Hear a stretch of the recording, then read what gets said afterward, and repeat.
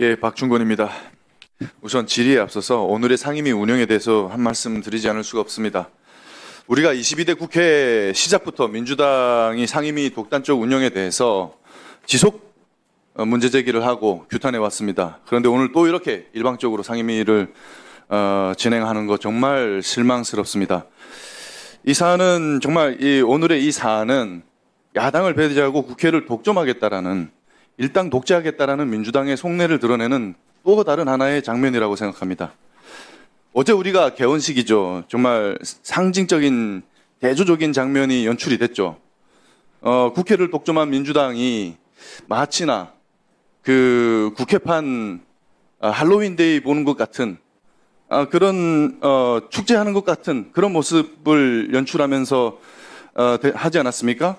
그래서 우리는 극과 극으로 정말 상복을 입고 결연한 표정으로 본회의장에 참가했습니다.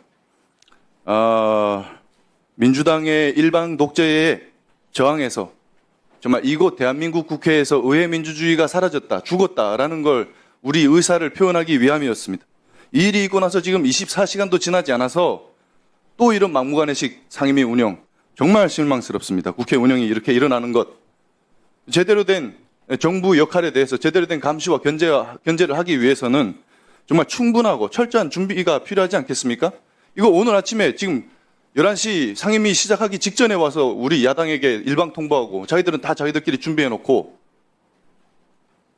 아무 준비도 못하게 하는 거예요. 이거 정말 상도에도 맞지 않고 야당을 의도적으로 배제하는 거예요. 이렇게 일방적으로 운영한다고 해서 이재명 정부의 실책이 가려지고 전 정부의 실책이 더 커지고 이진숙 위원장이 더 나쁜 사람이 되는 거 아니지 않습니까? 시간이 지나면 국민들은 다 알게 되어 있어요. 방금 전한길 뉴스 얘기를 하면서 또 이진숙 위원장 공격하는데 전한길 뉴스의 당대표라는 표현도 어떤 동료 의원님께서 쓰시더라고요. 그러면은 민주당은 김어준 당의 당대표고 김어준 당의 출신의 대통령입니까? 지난 22대 총선 때 여러 국회의원 후보들께서 김어준 유튜브에 나가서 김어준 씨가 시청자들한테 절하라고 하면 우르르 가서 절하고 다 보지 않았습니까 우리 국민이? 이렇게 말하면은 정말 자기 얼굴에 침 뱉기라는 말씀을 드리겠습니다. 그리고 오늘 또 이진숙 위원장에 대해서 빵 얘기 또 하는데 지금 이제 국회에서 이렇게 압박을 받고 이진숙 위원장님 작년에 임명되시고 나서 이틀 만에 탄핵되고 돌아오신 지 얼마 안 되고 또 돌아오시자마자 바로 또 상임위장에 이렇게 끌어내서 정말 많은 사랑식으로 사람을 정말 처참하게 이렇게 공격하는데 지금 이 국회에서 압박받는 것도 모자라서 지금 대통령실 차원에서 또 정치적 중립 의무 위반이라고 우상호 정무수석이 또 그런 얘기를 하지 않았습니까? 면직 검토한다고.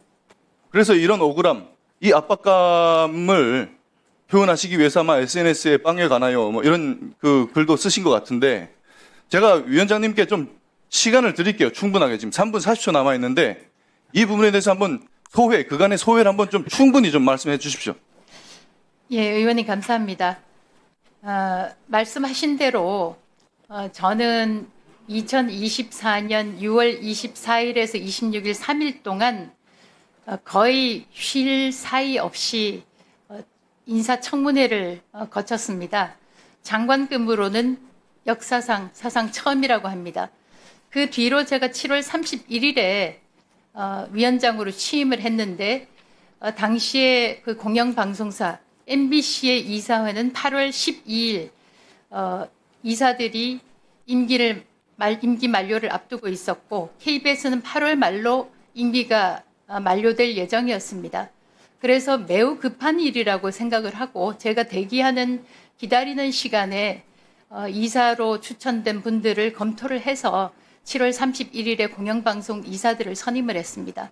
그런데 이것이 맞지 않다고 해서 소위 2인체제 문제성을 2인체제를 불법이라고 규정하면서 이틀 만에 저를 탄핵시켰습니다.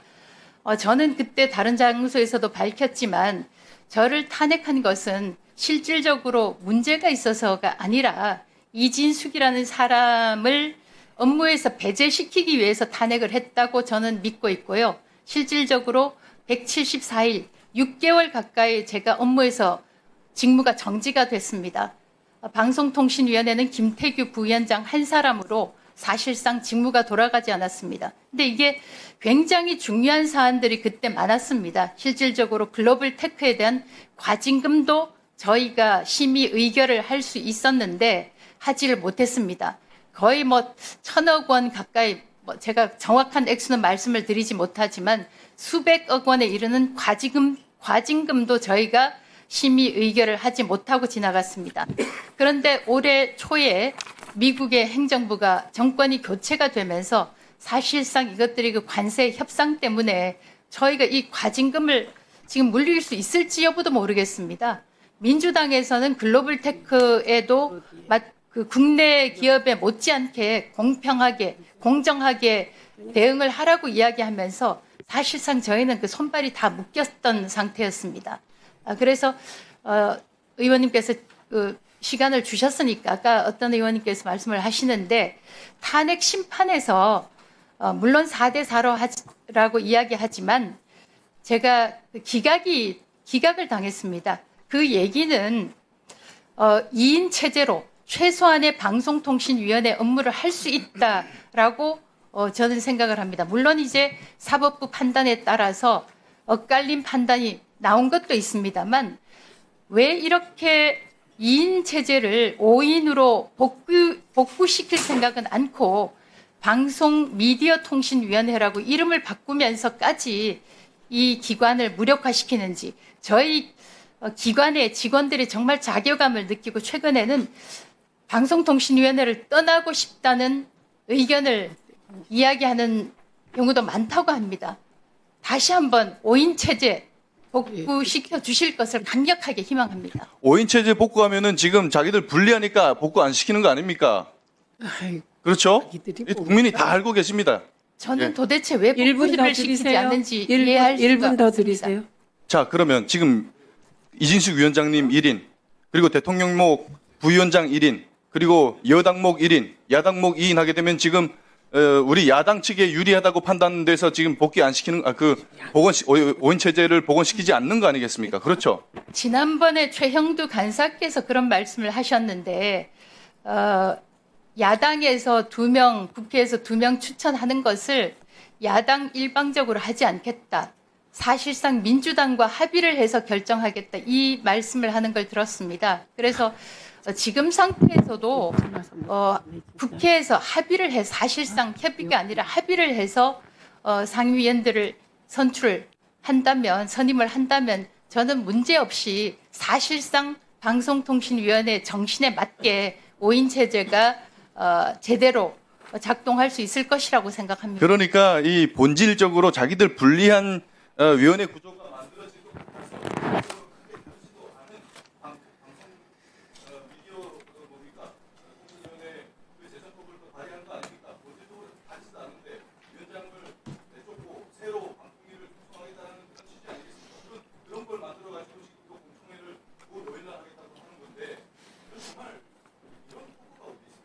이진수 저기요, 속출하기 위해서 그만하시고요. 한 법이라고 지금 시간이 생각하는 한참 분들도 지났고 있습니다.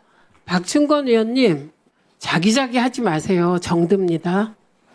김현 의원님 2분 드리겠습니다.